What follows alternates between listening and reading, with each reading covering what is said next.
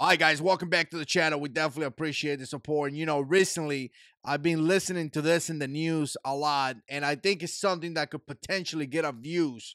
And it's a result of, you know, all this active shooter situations that we have had. Obviously, we just had the one in Texas, which was horrible, and that's not what we want. We want to stop criminals from doing bad things, and that's why I do videos like this. That's why some of you guys train. That's why we encourage each other to carry a firearm. That's why we encourage each other to do training, and we continue to talk to all the people, you know, in our neighborhood, our jobs, our family members, and things like that, because we really don't want this to happen.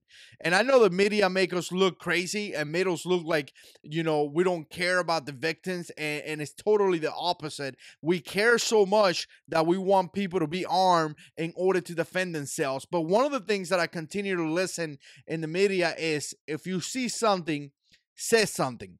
And in fact, you know, there have been conversation where, hey, if you got a guy posting pictures on Facebook or Instagram or something like that, make sure you say something. And to me, that's a system that could potentially be abused big time. So don't get me wrong, guys. Totally don't get me wrong.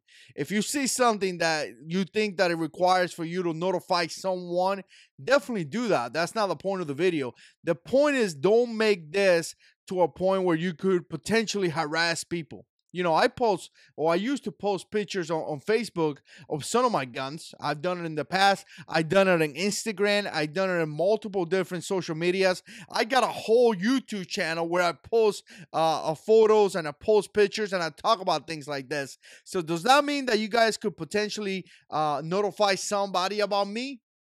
It could potentially put me in that category. Some of you guys that do the same thing, you know, that maybe you have an Instagram account and you're posting pictures and things like that. Does that mean that I should notify the police about you because you have a new gun with a suppressor? So obviously not. So I think that we got to be really, really careful about this, because we could easily potentially start harassing people over this. Again, if you see something that needs to be reported, definitely report it, but be very, very careful. So I started to think about this.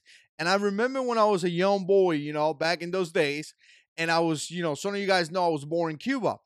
And Fidel Castro used to use the neighborhood watch as a way to notify the police of potential activity, negative activity, or something that they consider a crime.